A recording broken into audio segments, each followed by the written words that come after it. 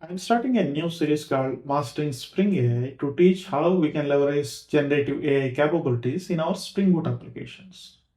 First, let us talk about what we are going to learn in this series.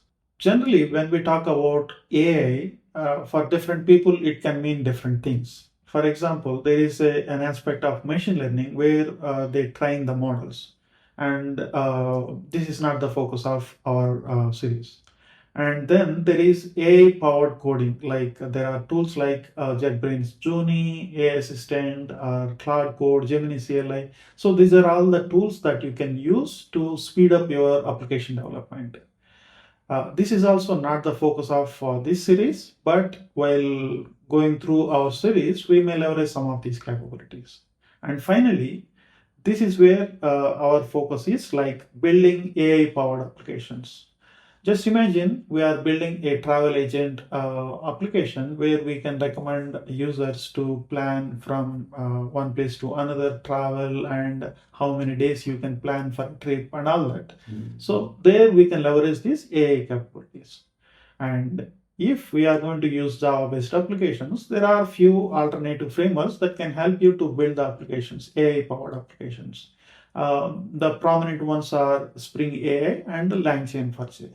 In this course, we are going to focus on using Spring AI. So this is the focus of our series. And finally, you can ask, why Spring AI? Why can't we directly use various AI models?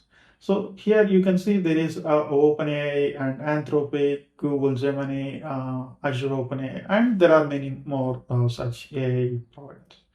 So here most of them also provide direct SDKs. Like if you are building an application using Java, there is a Java SDK and TypeScript SDK, Python, Go. So they kind of give SDKs for most of the programming languages.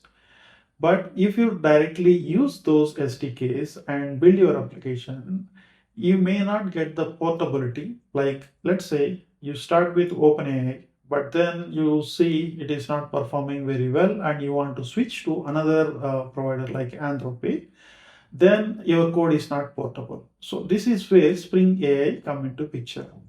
Spring AI provides a higher level abstraction over all these models where you can build your logic in such a way that with minimal to only configuration changes, you will be able to switch from one provider to another provider. So that is why we are going to leverage Spring AI to build the AI powered capabilities. So that is the idea of this course and what we are going to cover in this series. So first, we are going to get to know how to use Spring AI to interact with LLMs like OpenAI or Anthropic models. And there are many other providers that are compatible with OpenAI. So you can just use OpenAI starters and still with some configuration changes, you will be able to talk to different LLMs as well. We are going to see that.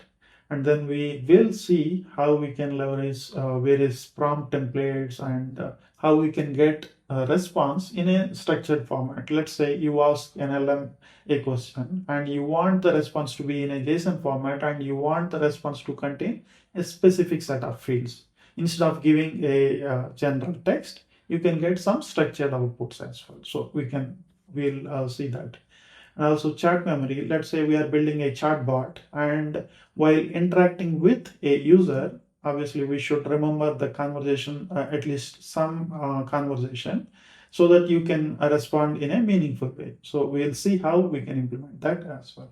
And finally, um, our LLMs doesn't have all the data. There is a knowledge cutoff time, and also it may not train on our own data as well. So there are techniques like RAG, and by using embedding models and vector stores, we can augment the data that we have, and then we can chat with the documents or we can leverage that additional context to get better responses from LLMs.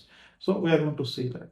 And there is a tool calling capability, which means LLMs have whatever the trained knowledge, but sometimes we may need additional data. Maybe we want to talk to some REST API and get additional data, or we may want to invoke some other process to do some activity for us, like creating a calendar event or something like that.